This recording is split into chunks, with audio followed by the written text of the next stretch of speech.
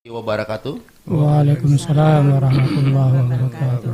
Saya Ahmad Junaidi, Kepala Dinas Pengadilan Penduduk dan Keluarga Berencana Kabupaten Kutai Timur. Pada kesempatan pagi hari ini kita masuk lagi di sesi podcast Bangga Kencana dengan mengangkat sebuah tema, yaitu peran agama dalam membentuk keluarga bahagia. Inilah sebuah kajian yang bersifat kajian keluarga sakinah yang semana secara rutin kita laksanakan di ruang podcast Bangga Kencana. Kegiatan ini bagian daripada tugas pokok dan fungsi yang kami lakukan di bidang penyuluh dan pergerakan Dinas Pengadilan Penduduk dan Keluarga Berencana. Baik, pada kesempatan pagi hari ini sebagaimana biasa telah hadir di tengah kita sosok yang tidak asing lagi, yaitu Dr. Haji Arif Rembang Supu, MPD. Beliau adalah seorang akademisi juga, seorang tokoh agama, juga seorang tokoh masyarakat yang akan hadir sebagai narasumber kita atau penceramah di ruang YouTube live streaming Bangga Kencana. Selamat pagi, Ustaz. Assalamualaikum. Ya, assalamualaikum. Baik, terima kasih. Untuk menambah keceriaan diskusi atau dialog kita pada kesempatan pagi hari ini, kami juga menghadirkan perwakilan dari jamaah, yaitu Majelis Taklim Jami'ul Muhtadin Kutai Timur, Bapak Abdul Halik. Selamat pagi, Assalamualaikum Pak Halik. Selamat pagi, Waalaikumsalam warahmatullahi wabarakatuh. Waalaikumsalam warahmatullahi wabarakatuh. Juga hadir di sini adalah Ibu Amanah. Beliau adalah Ketua Majelis Taklim Asmaul Husna Kutai Timur. Assalamualaikum Bu. Waalaikumsalam warahmatullahi wabarakatuh. Baik, tentu juga di luar sana hadir para sahabat Bangga Kencana yang merupakan bagian jamaah kita. Jika nanti ada pertanyaan-pertanyaan yang akan disampaikan kepada kami yang sudah bergabung di ruang YouTube live streaming DPPKB Kabupaten Kutai Timur, silahkan menuliskan pertanyaannya di ruang room chat. Nanti akan kami bacakan satu persatu dan juga akan dijawab oleh Ustadz kita. Demikian. Baik, untuk mengawali kegiatan kita selama 60 menit ke depan, kami berikan waktu dulu 45 menit kepada narasumber kita, yaitu Bapak Dr. Haji Arif Rembang Supu MPD, untuk menyampaikan tentang topik atau tema yang kita angkat pada kesempatan pagi hari ini, yaitu peran agama dalam membentuk keluarga bahagia. Mari kita simak bersama dalam ruangan ini. Mari kita simak bersama dengan sahabat Bangga Kencana yang ada di luar sana. Baik, saya persilahkan waktu dan tempatnya, Ustaz. Bismillahirrahmanirrahim. Assalamualaikum warahmatullahi wabarakatuh. Waalaikumsalam warahmatullahi wabarakatuh. Innal hamdalillah wassalatu wassalamu ala asyrafil anbiya'i wal mursalin wa ala alihi washabihi ajmain. Bapak Kepala Dinas yang saya hormati, para saudara-saudara hadirin dan hadirat yang dimuliakan Allah Subhanahu wa taala. Ini untuk mempersingkat waktu ya. Yang saya sebenarnya akan sampaikan ya ini ya, muqawamatul usrati khamsu maqayis ya. Ketahanan keluarga ada 5 dimensi ya. Jadi untuk mendapatkan keluarga yang bahagia di dunia dan di akhirat, nah ini dimensinya Pak ya.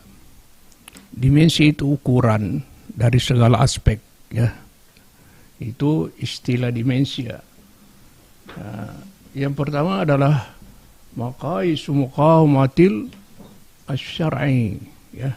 Dimensi ketahanan syar'i agama. Ya ini yang apabila di sini bermasalah, ke bawahnya bermasalah semua ya. Karena ini pokoknya dimensi itu adalah ini yang pertama. Kemudian pelengkapnya adalah maqaisu muqawamatil jismani ya. Itu dimensi ketahanan fisik. Ya, fisik kita sehat ya. Itu semua ada dalilnya ya. Kemudian miqyasu muqawamatir rohani, dimensi ketahanan psikis. Ya, kejiwaan Pak, rohani. Nah ini, kemudian yang keempat adalah miqyasu muqawamatil iktisadi, ya dimensi ketahanan ekonomi dalam keluarga ya. Kemudian miqyasu muqawamatil ijtimai, dimensi ketahanan masyarakat atau sosial. Nah, ini kalau kita bahas 5 ini nggak mungkin 1 hari Pak ya. Nah, itu ya. Jadi saya bahas pokoknya dulu ya. Nah, ini miqyasu muqawamati syar'i, dimensi ketahanan syar'i agama. Jadi ini itu legalitasnya ya. Nah, itu keluarga suami istri kan secara legalitas itu sudah dijodohkan oleh Allah Subhanahu wa taala. Ini yang kita kemarin jelaskan, itu ada di surah Ar-Rum ayat 21 ya. Di situ ada wa min ayati an khalaqalakum azwajam min anfusikum litaskunu ilaiha wa ja'ala bainakum mawaddatan wa rahmah. Ini dimensi syariahnya ya, legalitasnya Pak. Ya, itu tidak ada orang yang mungkin mengatakan bahwa dia bahagia tanpa melalui dimensi syar'i. Itu adalah omong kosong. Ya, itu hampa Pak. Ya, karena itu tidak akan direstui Allah Subhanahu wa taala. Ya, walaupun kita melihat bahagia di dunia, tetapi tidak akan bahagia seterusnya. Ya, dan dihukum oleh Allah Subhanahu wa taala nanti di hari kemudian. Ya. Saya sering ditanya, Ustaz Arif, apakah ada dalil dalam Al-Qur'an bahwa satu keluarga ini bisa berkumpul di surga? Ya. Karena mereka menghantui, saya cinta kepada istri, cinta kepada anak, takut nanti kita berpisah-pisah Pak ya. Ya. Nah, ini bagaimana kira-kira, apakah ada dasarnya, dalilnya di dalam Quran secara syar'i? Ya, itu kita bisa berkumpul istri yang kita cintai, anak yang kita cintai dalam satu keluarga di surga. Nah, saya bilang semua masalah ada dalam Al-Quran Al-Karim. Nah, al-yawma akmaltu lakum dinakum wa atmamtu alaikum ni'mati wa raditu lakum Islam din. Jadi tidak ada yang tidak ada dalam Al-Quran secara syar'i. Ayatnya itu yang menjelaskan tentang kebahagiaan keluarga ya nanti di surga ya, tetapi mempunyai syarat-syarat tertentu ya. Itu ada di surah At-Tur. Ya, surah yang ke-52 itu ayat 21. Ya, kalau ada bapak-bapak dan ibu hafal ya. Ini ketua majelis biasanya banyak hafal ayat ya. Al-Muluk Al-Waqiah Pak. Ya. Nah, itu nanti pulang Pak melihat itu hafal betul ayat itu. Jadi dalam Quran surah At-Tur ayat 21.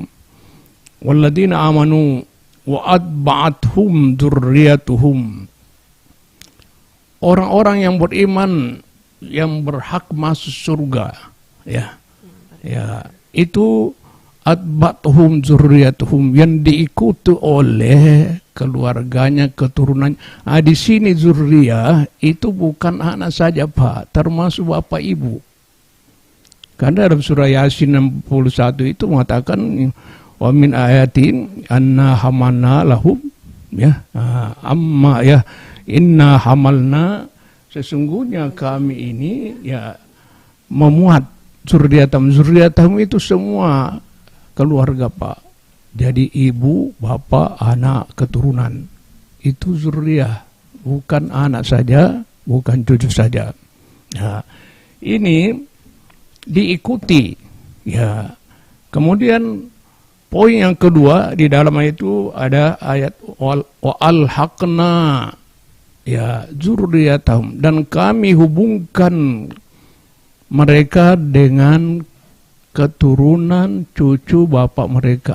Di sini dua kata ini ya. Satu atba'athum dzurriyyatuhum. Ini ya mengisyaratkan bahwa yang diikuti itu, yang mengikuti sama dengan yang diikuti. Ya. Apa persamaan yang diikuti itu adalah biimanin wa atba'tuhum dzurriyyatahum biimanin. Jadi ada di situ persamaan objek, ya. Persamaan objek itu adalah iman. Nah, kita lihat di dalam kaidah bahasa Arab, apabila itu iman tidak ada alif lamnya, ya beda kalau bil imani Pak dengan bi iman, ya. Nah, itu di sinilah perlunya kita mempelajari tata bahasa sebelum belajar tafsir, ya. Biimanin itu adalah iman yang sangat tinggi karena tidak ada alif lamnya. Seandainya Allah mengatakan bil iman, ya asal beriman aja masuk surga sudah. Tapi ini biimanin, ya itu tidak ada alif lamnya di situ, Bu. Jadi ini yang diikuti bapak ibu itu adalah mempunyai iman yang tinggi, ini Pak, ya. Begitu juga anak cucu mempunyai iman yang tinggi, barulah disamakan di surga. Kemudian ada timbul pertanyaan, kalau begitu Ustaz, oh susah, karena bapak saya kiai, nggak mungkin saya sama-sama, karena imannya tinggi, saya tidak tinggi. Maka dijawab oleh Allah Subhanahu wa taala di kata berikutnya, alhaqna dzurriyyatum, kami hubungkan keturunan mereka walaupun imannya tidak menyamai yang diikuti. Nah, ini harapan bagi kita, Pak. Pak Junaidi rajin ibadah, ya. Keluarganya agak ini, tapi dia beriman. Nah, disitulah Pak Junaidi bisa hubungkan istrinya dengan dia, bisa menarik ke surga. Ya. Jadi itu Pak, hebatnya kalau di dalam satu keluarga itu ada orang yang di situ adalah tinggi agamanya, ahli ibadah. Nah, itu nanti yang membawa Pak itu al-haqna. Ya. Itu yang dimaksud di dalam Al-Qur'an, al-haqna dzurriyyatahum. Kami hubungkan, sekalipun itu yang diikuti itu adalah lebih tinggi imannya daripada yang mengikuti. Atau bisa terbalik, anaknya kiai, karena dia pesantren, ibunya pas-pasan agamanya Pak. Anaknya yang menjadi memberi syafaat kepada ibunya dengan bapaknya dan neneknya semua Pak itu. Apabila Allah memberikan peluang memberi syafaat kepada satu keluarga seperti anaknya, karena dia itu banyak ilmunya, agamanya bagus, imannya kuat, amal salehnya kuat, maka kata malaikat, siapa yang kamu beri syafaat? Nah, ini orang yang diberi syafaat itu minimal 70 Pak. Saya kira apalagi kalau kita punya anak hanya sekian, ini 70 Pak orang. Nah, apabila anak tadi jadi kiai, maka diberikan hak memberi syafaat kepada 70 orang. Ya bayangkan Pak. Ini alhaqna dzurriyyatahum wa ma alatna ya min amalihim min syai'in. Kami tidak mengurangi, kata Allah, itu amal mereka, ya sesuatu pun. Nah, sekarang pertanyaan selanjutnya, bagaimana kalau di dalam keluarga itu ada yang tidak ibadah sama sekali, dia misalnya banyak berbuat maksiat, kemudian itu terlepas Pak, itu namanya wala taziru waziratun wizra ukhra. Dosanya tidak bisa dipikulkan kepada orang tuanya itu atau orangnya yang baik itu. Nah, itu dosa tanggung jawab sendiri. Ya, nah, inilah yang tidak bisa ikut Pak. Ya, itu di dalam Al-Quran, ya, surah Al-Isra ayat 15 itu, man ittada fa innama yahtadi li nafsihi wa man dalla fa innama yadillu 'alaiha wa la taziru waziratun wizra ukhra. Tidak dipikulkan dosa, ya, orang yang berdosa kepada orang lain. Jadi dosanya orang yang berdosa tidak bisa dipikulkan. Tetapi kita harus hati-hati, karena di dalam Al-Quran surah An-Nahl juga itu ada ayat mengatakan bahwa ada namanya dosa kolektif. Ya, artinya karena orang itu mengajarkan hal yang tidak baik, maka dia mendapat dosanya kepada juga apabila orang yang diajarkan itu melaksanakan dosa. Ya, bapaknya misalnya mengajarkan hal-hal yang sesat. Nah, sehingga anaknya mengerjakan sampai orang tua meninggal, ya tetap dapat dosanya. Ya, ini namanya dosa jariah. Jadi amal jariah ada, dosa jariah ada. Amal jariah mengalir kebaikannya, tapi dosa jariah itu yang berbahaya, Pak. Kita meninggalkan hal-hal yang negatif kemudian ditiru. Kan di dalam hadis Rasulullah, man sanna sunnatan sayyi'atan walahu wizruha wa wizru man amila biha. Ya, siapa yang memfasilitasi orang menjadi mediator untuk melaksanakan kejahatan kemudian diikuti oleh orang, maka dia juga dapat dosanya. Tidak berkurang dosa itu. Ya.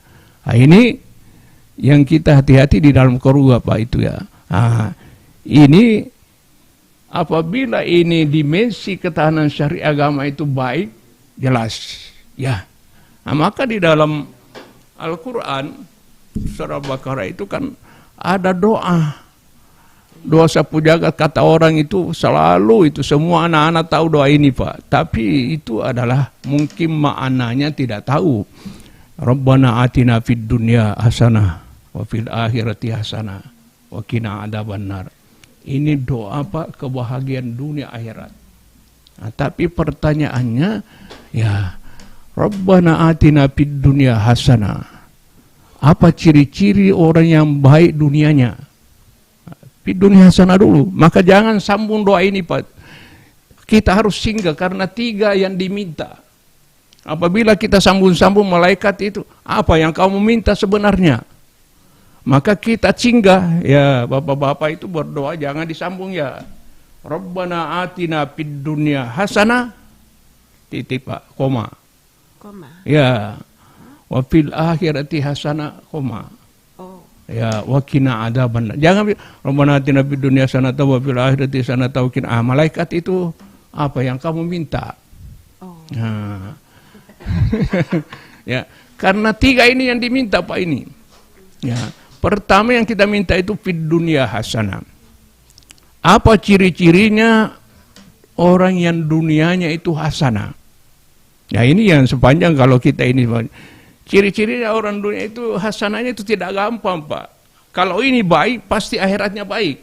Kalau akhirat baik, pasti selamat dari neraka, Pak, itu. Jadi doa ini berkaitan, ya, satu kesatuan, ya.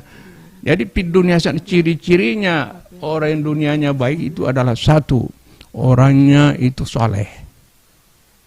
Yang kedua, istrinya orang saleh. Nah, sudah mulai susah, Pak, itu. Ya, karena ada orang suaminya saleh, istrinya tidak saleh, salehah, ya. Nah, menurut dia bahwa biarlah kamu masuk neraka, saya masuk surga, kata suaminya.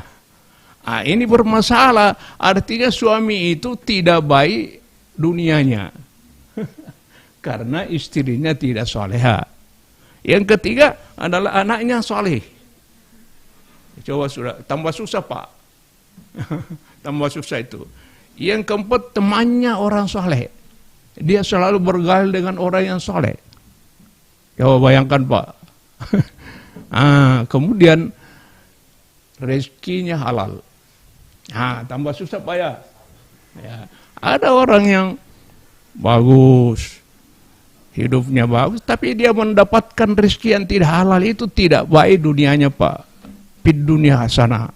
Walaupun rumahnya mewah, dia tidak ada kekurangan, tapi dari rezeki yang haram, itu dunianya tidak bagus. Pasti tidak akan selamat, Pak, itu. di akhirat nanti, karena tidak bagus dunia ini. Kemudian yang terakhir, umurnya selalu dipakai beribadah dan menuntut ilmu. Nah ini fid dunya hasanah, Pak. Nah, tinggal kita koreksi, saya bisa nggak? Ya, saya bisa nggak? Waduh, Ustaz Syarif, ada anak saya badung satu.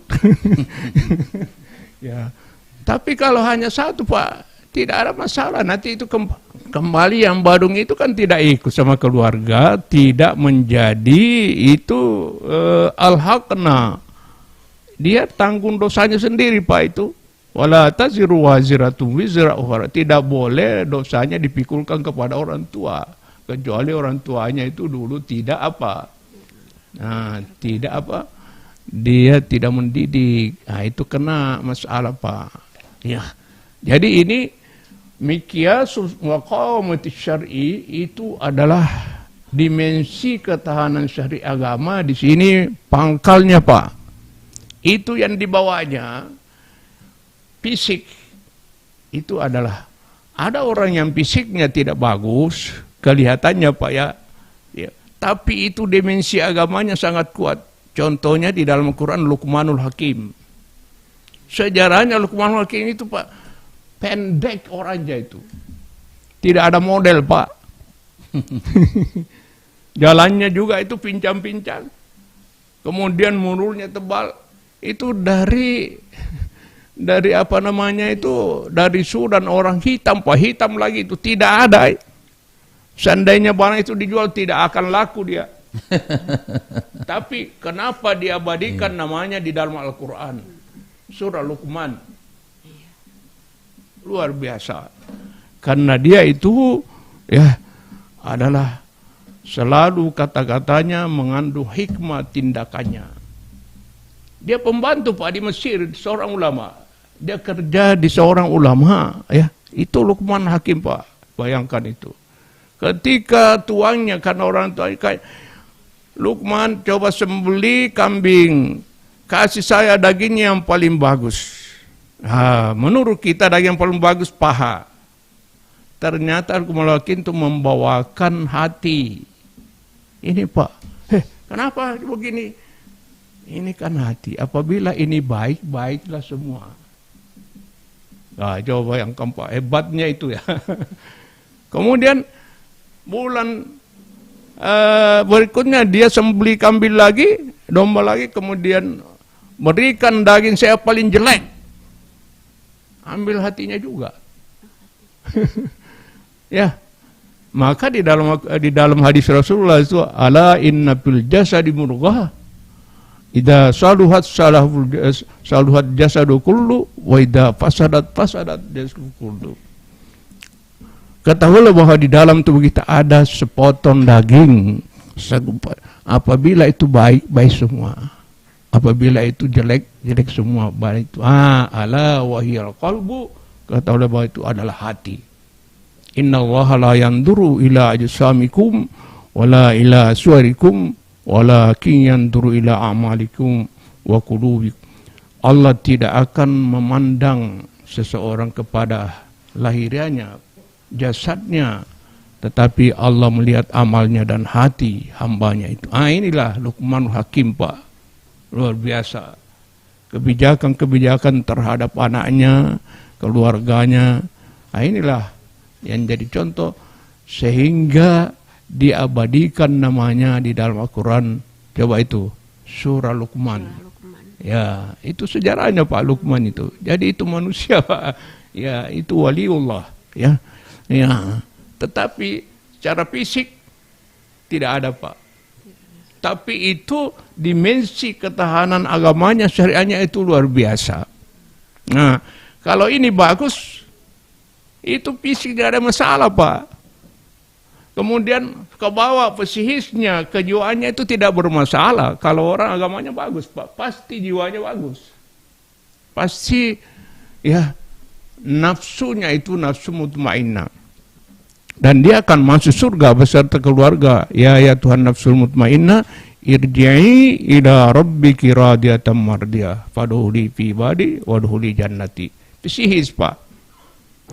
Karena dia agamanya bagus. Ya. Kemudian ekonominya tidak jadi masalah. Ekonomi itu bukan dilihat dari banyaknya materi, ya, tetapi dilihat dari namanya kata Rasulullah qanaah, cukup, ya. Jadi serba cukup, Pak. Ya, istilahnya apapun yang dia dapatkan dalam sehari itu adalah cukup. Tidak seperti pedagang yang tidak punya dimensi syar'i, itu adalah kemarin dapat untung 200, tiba-tiba hari ini 25, itu pasti menggerutu. Ini ada masalah ini, ada yang mengguna-guna saya, ada yang jahat sama saya. Itu dimensi syariahnya tidak bagus, Pak, ya. Itu ekonomi. Jadi ekonomi itu tidak dilihat dari banyaknya materi, ya, tetapi harus didukung namanya imaterial yang tidak bukan materi, yaitu hati kita. Kemudian ketahanan masyarakat tidak boleh kita abaikan, Pak. Sebagai makhluk hidup di tengah masyarakat, maka itu hablum minan nas. Ingat itu di dalam Al-Quran surah Al-Imran, duribat alaihimud dillatu wal maskana. Allah akan memberikan kehinaan, ya, kepada orang-orang kecuali, ya, itu illa bihablim minallah wa hablim minan nas, kecuali hubungannya Allah baik dengan hubungan sesama manusia baik. Di sini, Pak, dimensi sosial perlu. Di dalam dinas itu saya kira Pak Junaidi yang mengerti agama itu dipelihara ini, Pak, ya, sosialnya itu dimensi sosial, ya, tidak pandang di sini suku apa, agamanya apa, tapi itu berjalan, Pak. Itulah yang terdapat juga kita di dalam doa kita di dalam surah Al-Fatihah, itu iyyaka na'budu wa iyyaka nasta'in. Nasta'in, Allah mempergunakan nasta'in, kami minta tolong. Jadi bukan saja diri kami yang kita mintakan, Pak. Semua apa yang ada di dalam keluarga, di dalam masyarakat, kita minta tolong. Mintakan tolong kepada Allah supaya itu bagus. Inilah. Jadi penguatan dimensi syar'i, bapak-bapak dan ibu-ibu itu yang diperbaiki. Karena disinilah itu adalah muaranya. Kalau ini tidak bagus, tidak ada gunanya ke bawah, Pak, itu, ya. Ya, saya kira itu, Pak, ya. Ya, demikian, ya, insya Allah kita dialog dalam hal ini, mudah-mudahan kita berjalan dengan baik. Amin. Amin. Ya. Amin. Baik, terima kasih kepada Dr. Kiai Haji Arif Rembang Supu MPD. Beliau sudah cukup banyak dan panjang gitu ya menjelaskan kita ada 5 dimensi tentang ketahanan keluarga, ya, untuk mencapai keluarga yang sakinah mawaddah warahmah, ya, sesuai dengan tuntunan agama. Tentu sudah banyak pertanyaan-pertanyaan mungkin yang sudah membalut di dalam pikiran kita apa yang disampaikan oleh para ustadz seperti itu, ya. Terutama perwakilan para jamaah yang hadir di ruang podcast Bangga Kencana pada kesempatan pagi hari ini. Baik, untuk mengawali sesi tanya jawab ini, Ustadz, saya persilakan dulu kepada Ibu Amanah ini, ya. Ya. Kepada Ibu Amanah yang juga beliau adalah salah satu pimpinan daripada Majelis Taklim. Mungkin sudah ada catatan-catatan yang mau disampaikan kepada Ustadz. Dan mungkin juga pertanyaan ini Ustadz bisa mengedukasi, ya, para sahabat Bangga Kencana atau jamaah yang berada di luar sana yang belum sempat hadir di ruang podcast Bangga Kencana pada kesempatan pagi hari ini. Untuk sesi pertama, saya persilakan dulu kepada Ibu Amanah untuk bertanya kepada Ustadz. Singkat, padat, dan jelas. Silakan. Iya, terima kasih Pak Ustadz. Assalamualaikum warahmatullahi wabarakatuh. Setelah saya mendengar dan saya selama ini berkecimpung di masyarakat, banyak yang kita dengar dari para alim ulama bahwa yang di dalam keluarga itu, kalau misalnya kita tidak, anak-anak kita itu tidak rajin ibadahnya, tentunya kita yang akan kena nanti di akhirat. Jadi itu yang ingin saya pastikan di dalam hati, bahwa kita itu, apalagi saya sebagai orang yang memang tidak berilmu agama dengan karena saya tidak sekolah di bidang agama. Jadi hanya mendengar-dengar yang kata Ustadz, apa sajakah doa khusus untuk supaya anak-anak kita itu menjadi anak yang soleh dan solehah itu Pak Ustadz. Yang kedua, yang pertanyaan saya itu, bagaimana caranya kita untuk menjadikan keluarga kita itu bisa bahagia dunia dan akhirat? Itu dulu pertanyaan saya Pak Ustadz. Terima kasih atas penjelasannya. Assalamualaikum warahmatullahi wabarakatuh. Terima kasih. Ada 2 pertanyaan nih. Yang satu, bagaimana doa supaya anak kita menjadi anak yang saleh, Ustaz ya. Yang kedua tadi apa Bu? Berhubungan dengan masalah keluarga untuk kita mencapai bahagia dunia akhirat. Supaya bahagia dunia akhirat. Kiat-kiatnya. Mungkin ada resep-resep yang ingin Ustaz sampaikan juga bermanfaat untuk sahabat Bangga Kencana yang ada di luar sana. Silakan Ustaz. Jadi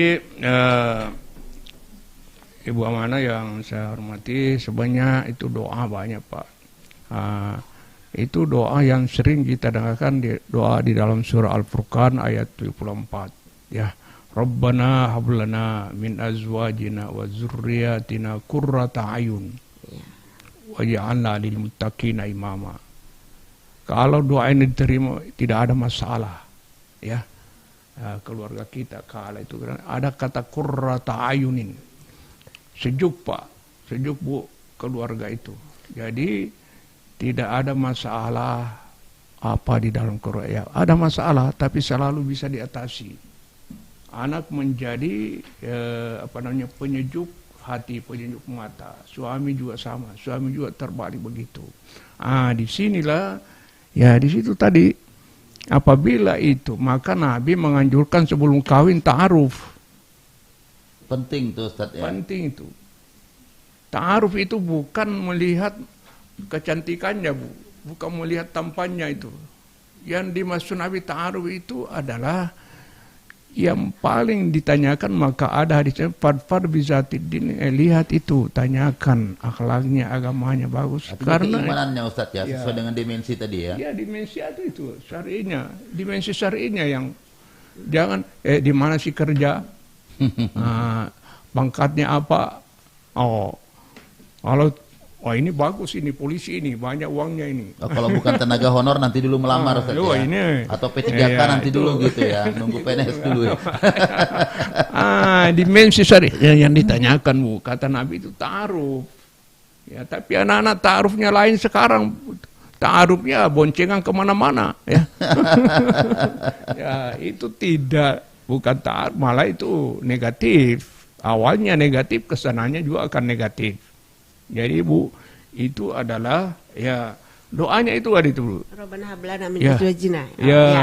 Rabbana hablana itu surah Al-Furqan ayat 74 Bu ya. Insyaallah hafal Pak. Hafal ya, cuma hafal. Itu penerapannya itu hafal Bu, tapi doa Nabi Ibrahim kepada Rabbana waj'alna muqimas shalah wa min dzurriyyatina rabbana wa taqabbal du'a.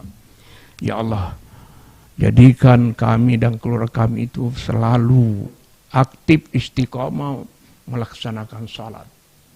Karena apabila dalam keluarga itu istiqomah dalam salat itu ciri ya baik itu ya, itu banyak doa itu. Tetapi itu Nabi Nuh ditegur oleh Allah karena dia mendoakan anaknya. Kata Allah itu, innahum laisa bukan keluarga kamu, karena dia maksiat kepada Allah. Jadi tidak usah kita. Yang penting ini kita ini mendidik anak. Karena apabila kita tidak didik, dia durhaka, itulah yang nanti disebut itu dosa jariah Bu. Kita dituntut oleh anak itu di hari kemudian. Ya. Ada kullu mauludin yuladu. Ya, kullu maulid yuladu alal fitrah. Semua itu anak Pak dilahirkan Bu dalam keadaan suci. Orang tuanya wabahu yuhawidani yunassirani. Orang tuanya yang menjadikan Yahudi, orang tuanya yang menjadikan Nasara. Maka anaknya tidak bagus. Jadi ini ya, betul istilah sekarang al-ummu madrasatur ula. Ibu ini adalah sekolah yang pertama, pendidikan pertama di rumah. Karena ibu yang banyak ya menteri dalam negeri ya. Kalau ibu itu jadi itu yang mengurus rumah tangga, Bu, ya. Berarti ibu. pendidikan yang utama itu sebetulnya di dalam rumah tangga, Ustaz, Iya, ya. dalam rumah tangga. Kalau Bukan itu istilahnya kita titipkan di pondok iya. pesantren atau di sekolah-sekolah agama itu yang utama ya. Iya. Teladan utama itu dari rumah dulu Iya. berangkatnya, Ustaz, ya. Banyak orang yang menitipkan anaknya ke ini tapi tidak peduli. Nah, coba bayangkan itu tidak.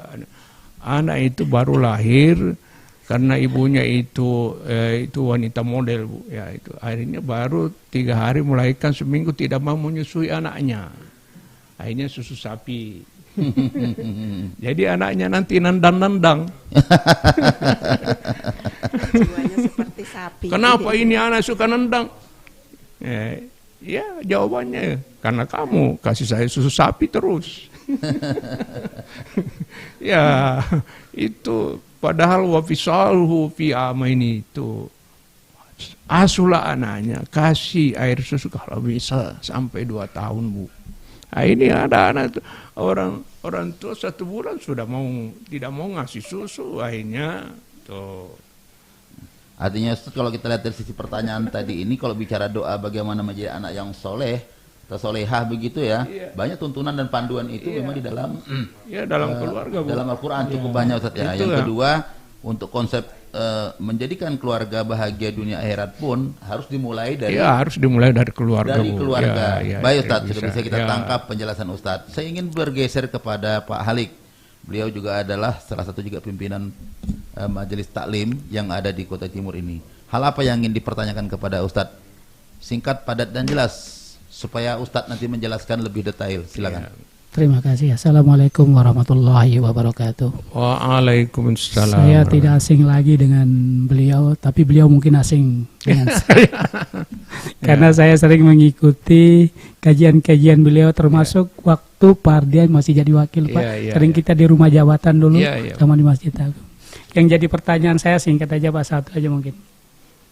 Orang tua yang beriman, Ya. Bapak katakan tadi orang tua yang beriman bisa menarik anaknya masuk surga. Iya.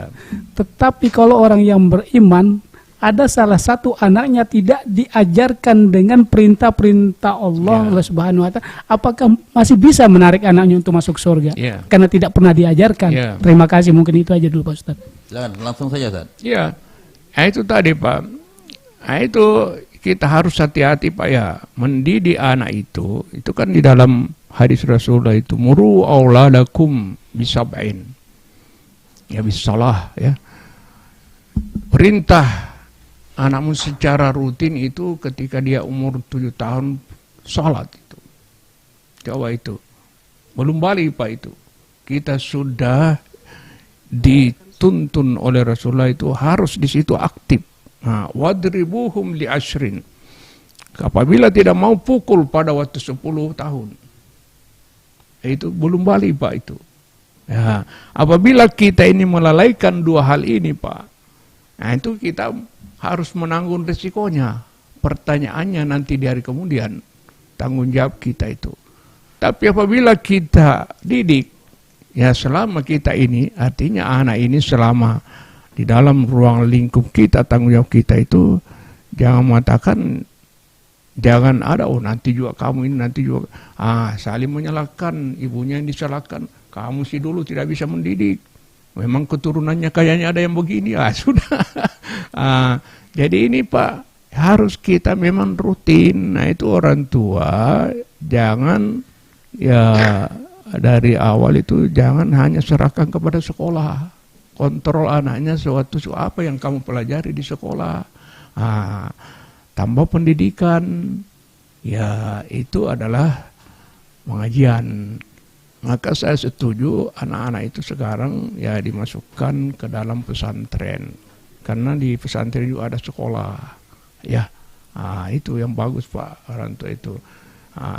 Jadi itu apa-apa ya nanti anak-anak pekerjaannya kalau keluar pesantren itu sudah mendunia. Tidak boleh, Pak, ya. Itu kita harus hati-hati. Ya, di dalam salah satu Imam Ghazali sangat berpesan bahwa itu as-saddu bainal abdi wa bainal haqqi arba'atun, yang bisa menutup ya itu hubungan Allah hubungan hamba dengan hubungan manusia dengan Allah Subhanahu wa taala itu ada 4, Pak. Itu yang harus kita hati-hati itu, Pak ya. Satu adalah hubbul mal. Sangat mencintai harta. Nah, itu, Pak. Apabila dansa manusia itu adalah itu ya hubbud dunya wa hubbul ma ra'su kulli hatiatin. Terlalu mencintai dunia dan harta itu adalah pangkal segala kesalahan. Ya, ini terlalu mencintai, Pak. Bukan kita tidak mencintai, tapi ada namanya berlebihan. Ya, ini ya ingat di dalam Al-Quran itu. Wailul likulli humazatil lumazah alladzi jama'a mal wa adada ya sabanna malahul ada. Kalla ya itu. Bayangkan, Pak, itu. Dia menganggap harta itu, jadi dia diperintah hartanya oleh harta. Apabila harta memerintah kita, dunia memerintah kita, itu habis, Pak. Habis riwayat kita nanti di akhirat, Pak. Yang kedua adalah al-jah. Ini hati-hati, Pak Junaid, ini jabatan. Jabatan itu penghambat, Pak. Ya, karena selalu mencari populer. Bagaimana caranya supaya dia disanjung, dia di ini dan sebagainya. Ya, itu akhirnya riya. Riya itu musyrik. Musyrik kecil, Pak, itu. Jadi selalu ingin dipuji oleh Allah Subhanahu wa taala itu. Jadi akhirnya timbul namanya ajabu li anfusihim. Ujub diri, bangga diri, selalu bangga, Pak. Selalu bangga, tidak dihormati, tidak marah. Itu masalahnya, Pak. Ya, yang ketiga adalah ta'assubiyah, fanatik golongan. Jangan fanatik, Bu. Kalau Muhammadiyah, tapi jangan fanatik. NU ya NU. Jadi jangan golongannya saja yang benar. Karena golongannya saja itu layak balu syai'an ma bihim siwab, tidak menerima selain golongannya itu. Ya, akhirnya ya itu tidak ada yang benar kecuali golongannya. Salah, Pak. Ya, ini salah, ya. Jangan ta'assub. Siapa yang mati dengan fanatik golongan, maka dia mati jahiliyah, kata Rasulullah itu. Ya, itu tidak boleh, karena nanti di hari kemudian tidak ditanya apa partai kamu di dunia, apa. Kamu Muhammadiyah enggak? Mana malaikat nanya begitu, Pak. Itu wadah aja, Pak. Apabila wadah itu adalah mudarat bagi kita, tinggalkan. Ya, itu tinggalkan, Pak. Sekarang kan banyak aliran, Pak, di negara kita. Ada Jamaah Tabligh, ada Salafi, ada Wahabi. Itu harus hati-hati, Pak. Itu saling menyalahkan. Itu bid'ah, ini dan sebagainya. Dia tidak. Kembali kita kepada Al-Quran, Pak, dan hadis. Ya, sunnah Rasulullah. Apabila berarti kita harus konsepnya, Ustaz, kita harus hati-hati memilih guru, ya. Ya, memilih guru. Jangan sembarang guru sehingga nanti tidak paham sebetulnya tentang apa yang harus kita dalam ilmunya, Ustaz. Apabila itu kata gurunya harga mati, Pak. Ya, itu harga mati. Baik, Ustaz. Ya. Ini cukup panjang itu penjelasan Ustaz. Bisa dapat kita pahami, Pak Halik, ya. Tentu juga di ruang room chat ini ada pertanyaan ini, Ustaz, ya, dari Wahyu Naam 8208 dari live streaming kita. Pertanyaannya begini, Ustaz, izin saya bacakan. Ustadz, sebentar lagi kita sudah masuk di bulan Ramadan. Saya ingin bertanya, lebih besar pahala buka puasa di masjid atau bersama keluarga di rumah nih, Ustadz? Mohon langsung dijawab. Ya, istilah buka puasa di mana saja, Pak. Berjamaah itu adalah sama di rumah, sama di masjid. Tapi tidak mengurangi pahala dimanapun posisinya. Yang silaturahmi terbangun, keluarga terbangun juga dengan masyarakat. Cuma jangan di situ, jangan-jangan kita diservis setan. Kalau di masjid itu adalah bagus semua makanannya, kalau di rumah jelek. Sudah. Ya, itu. Ada alasan mau ke masjid karena banyak pilihan, gitu, Ustaz, ya. Salah, sudah salah niat. Ya. Salah. Bukan tujuan untuk menjalin silaturahmi. Kita ini berjamaah minum itu adalah bagus. Bawa makanan, bawa itu kan luar biasa, Pak, itu. Apalagi kalau kita bawa keluarga kita ke masjid, ke masjid. Ya. Ada satu kampung di kampung saya itu tidak ada yang buka di rumah Pak, semuanya di masjid. Jadi tukar makanan Pak. Yang miskin merasakan nikmatnya makanan orang yang mampu, orang kaya, ya. Itu. Oh, berarti Ya. terbangun atau terbentuk rasa kemanusiaan sosial tadi di Luar tadi, Ustaz, biasa ya. Pak. Tidak ada orang yang buka di rumahnya, semuanya di masjid. Nah, ini susah ditiru Pak. Baik Ustaz, dari beberapa pertanyaan tadi dari Nah ini ya itu suruh perbaiki niatnya ya. perbaiki niatnya Di yang paling mana penting, saja ya. Di mana kita saja buka asal pahalanya itu niatnya. sama Ustaz ya. Yang Nah, penting itu jangan kita jamaahnya. mengejar bahwa kita mau buka di Cara rumah saja, berjamaah. tidak mau buka di masjid, karena di masjid itu sumbangan orang kualitasnya kurang, misalnya begitu Ustaz ya. Jangan ada itu. Oke. Ya. Tentu Ustadz tadi sudah menjelaskan cukup banyak. Ada 5 dimensi. Artinya kalau Ustadz katakan tadi ya, dari 5 dimensi itu ini kalau 5 dimensi itu kalau kita mau melihat tidak semua bisa kita kupas di ruang podcast Bangga Ya, Kencana tidak ini. bisa. Tidak semua. Tapi ada satu Pak Ustadz yang ingin saya tanyakan dari Quran surah At-Tahrim ayat 6 yang kurang lebih artinya begini Ustadz. Kalau kita bicara masalah yang beriman tadi Ustadz ya, arti dimensi spiritual gitu ya. Wahai orang-orang yang beriman, peliharalah dirimu dan keluargamu dari api neraka. Ku ampusakum. Artinya ini secara keimanan atau spiritual ketakwaan, tentu akidahnya harus yang lurus Ustadz ya. Yang kedua, ibadah berjamaahnya juga dirajin, ya doa dan tilawahnya juga dipelihara dengan baik gitu ya, untuk menjaga kebatinan kita ya. Dan tawakal sabar dalam ujian, mungkin dalam hidup berumah tangga, dan menjauhi hal-hal yang haram. Dari terjemahan ini Ustadz ya, kira-kira tafsir apa yang ingin Ustadz sampaikan dari ayat ini untuk sama-sama kita Jadi pahami? situ singkatnya Pak, tanggung jawab kolektif. Tanggung jawab kolektif Iya. ya. Artinya itu ku ampusakum, jangan selamatkan dirimu aja. Jadi ku ampusakum, jagalah diri kamu dan keluargamu. Jadi kita itu betul-betul itu dituntut bertanggung jawab, bukan individu ya, kolektif Pak. Jadi keluarga kamu itu di situ adalah bukan saja itu, ingat Pak, di dalam Al-Quran ya surat Taha, Rasulullah diperintah oleh Allah itu ya wa'mur ahlaka bis salat. Nah, sekarang sahabat nanya, ya Rasulullah, kita ini bukan keluarga kamu. Akhirnya Rasulullah merubah bahwa keluarga saya walaupun bukan keturunan dari saya, tapi dia ikut ke saya, taat, itu keluarga saya. Jadi ahlikum itu bukan saja anak keturunan, Bukan anak kita. tapi orang yang taat, kata Rasulullah, itu adalah keluarga saya. Jadi kita ini yang taat kepada ajaran Rasulullah itu nanti dirangkul sebagai keluarganya. Oke. Baik Ustaz. Ada dimensi yang cukup menarik yang Ustaz sampaikan tadi kalau kita bicara Luqmanul Hakim. Nah, ini artinya kalau ada sosok Luqmanul Hakim ini berat bahasa dari segi rupa itu tidak tampan-tampan amat ya. Tapi dari segi akhlak dan akidahnya atau Luar keimanannya biasa, kan sangat luar biasa, sehingga ada ayat masuk di dalam kitab Al-Quran. Dimensi psikologis atau emosi dan mentalnya Ustadz ya, seperti itu.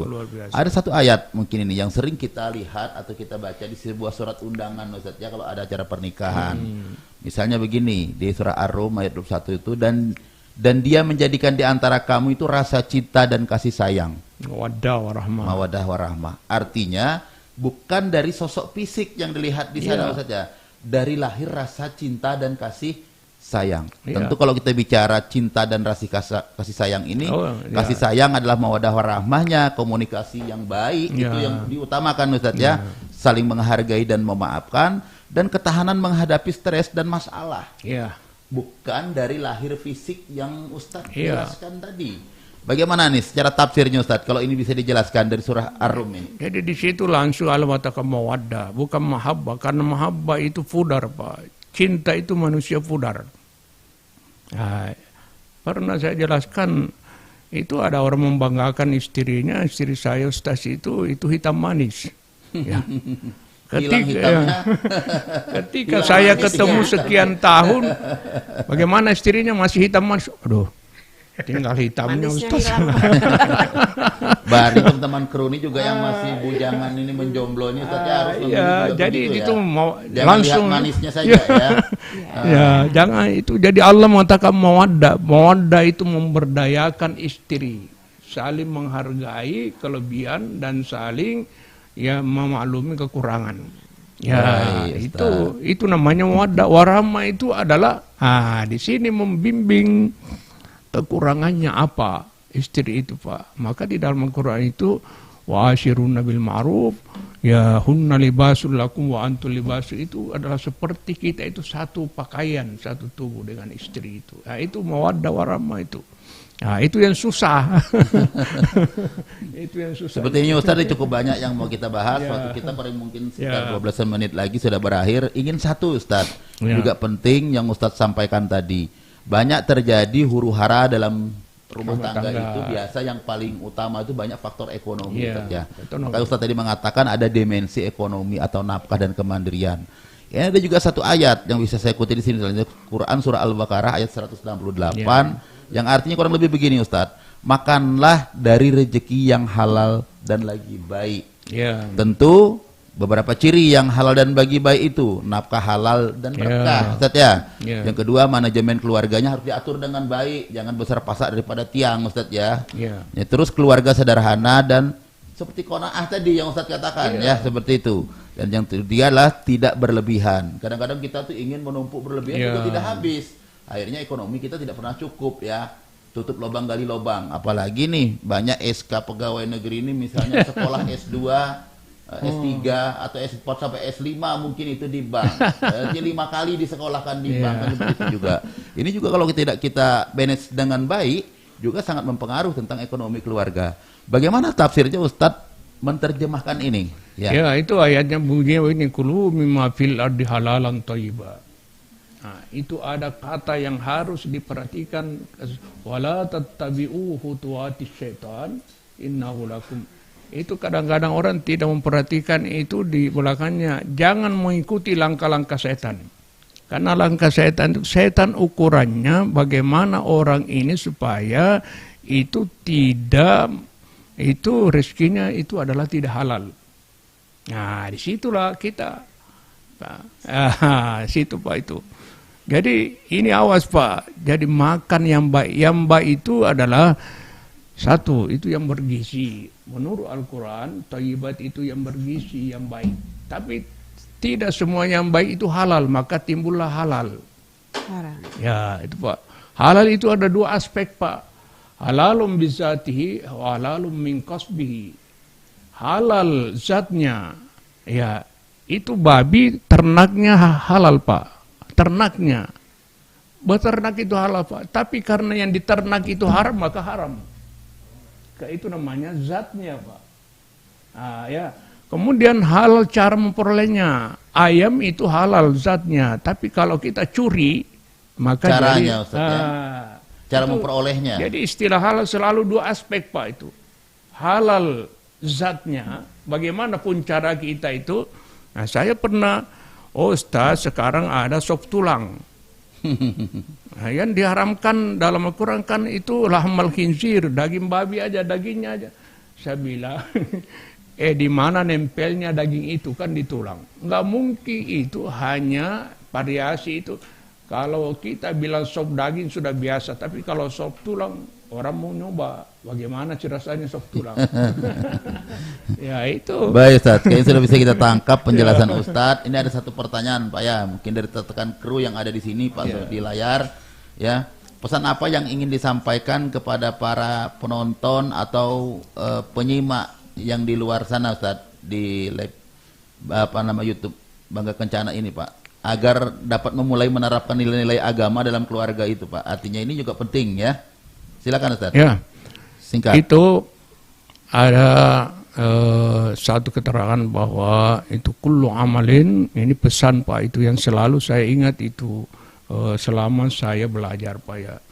Ya, kullu amalin yahtaju ila arba'ati asya. Setiap amal itu memerlukan 4 hal. Ya, wa illa, apabila tidak ada itu maka kerusakannya itu lebih banyak daripada kebaikannya. Apabila kita tidak tempuh 4 hal itu, Pak. 1, ilmu. Apabila kita mengerjakan sesuatu tanpa ilmu, pasti rusaknya lebih banyak daripada kebaikannya, Pak. Contohnya aja pembuat kue, Pak. Kalau tidak tahu ilmu kue, ya itu. Itulah juga ibadah begitu, Pak. Artinya mau bikin kue Harus tahu ilmunya, Pak. Kue bolu seharusnya lembut, empuk ya. Kalau Iya. tidak tahu ilmunya bantat Harus jadinya ada. Ustaz ya gitu ya. Ya, harus Akhirnya tahu nggak enak dimakan. Harus tahu ilmunya itu. Bahkan ibadah, kata Imam Syafi'i itu, mayya'budullaha bighairi ilmin la yasihu. Siapa yang beribadah tanpa ilmu tidak akan diterima oleh Allah Subhanahu wa taala. Karena tidak tahu caranya. Itu 1, Pak. Yang kedua adalah niat. Jadi Bapak dan Ibu niatnya diperbaiki, ya. Kita kerja di sini ya, selalu yang menurut lillahi, bahkan dia pegadaiannya lillahi, tapi tidak lillahi prakteknya, Pak ya. Ya itu lillahi itu. Artinya itu adalah niatnya. Niatul mu'mini khairum min amalihi.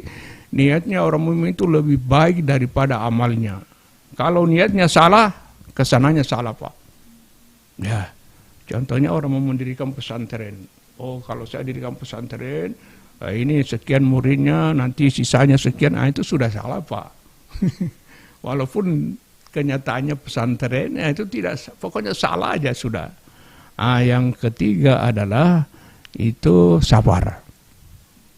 Ya, kalau tidak sabar, Pak, di dalam hidup ini, maka itu adalah bermasalah sebenarnya, baik di dalam rumah. Ya, diselesaikan dengan cara yang baik kalau ada masalah. Yang keempat adalah ikhlas. Ikhlas, Pak. Wa ma umiru illa liya'budullah mukhlishin. Itu kalau sesuatu yang kita kerjakan apapun tidak ikhlas, Pak, itu adalah gagal, sia-sia. Saya kira itu ya, Pak, pesan saya. Baik, terima kasih Ustaz. Ini tak terasa waktu kita sudah hampir berakhir, Ustadz. Sebelum berakhir, izin sedikit saya ingin menggarisbawahi apa yang sudah disampaikan oleh Ustadz dari beberapa pertanyaan tadi. Perwakilan jamaah yang hadir di ruang podcast Bangga Kencana pada kesempatan pagi hari ini. Tentu untuk menggapai 5 dimensi ketahanan keluarga tadi, kita melihat itu ada 5 dimensi ya. Yang pertama dimensi agama, itu yang perlu dicatat kita bersama. Yang kedua adalah dimensi fisik dan harus sehat, Ustaz ya. Yang ketiga adalah dimensi fisik atau kejiwaan. Arti bukan dalam keadaan gangguan jiwa, Ustaz ya. Seperti itu.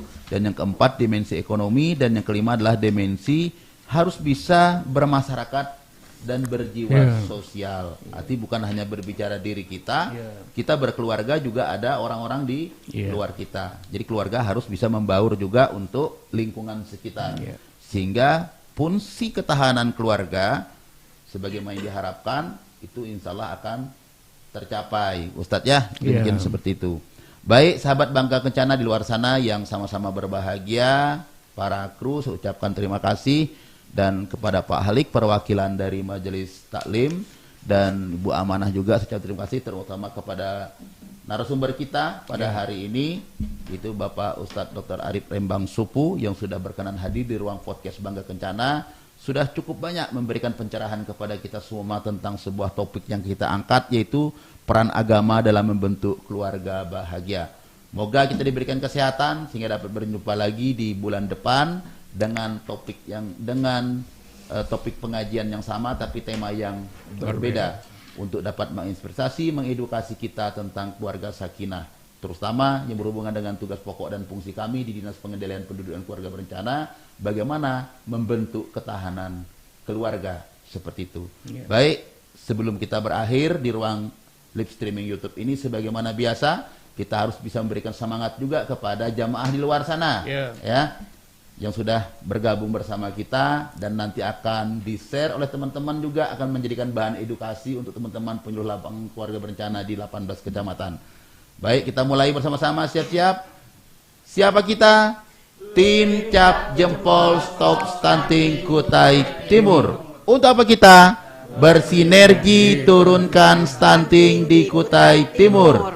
Yes, yes, yes. Oke. Hore, demikian, terima kasih. Assalamualaikum warahmatullahi wabarakatuh. Sampai jumpa di bulan depan. Waalaikumsalam warahmatullahi wabarakatuh.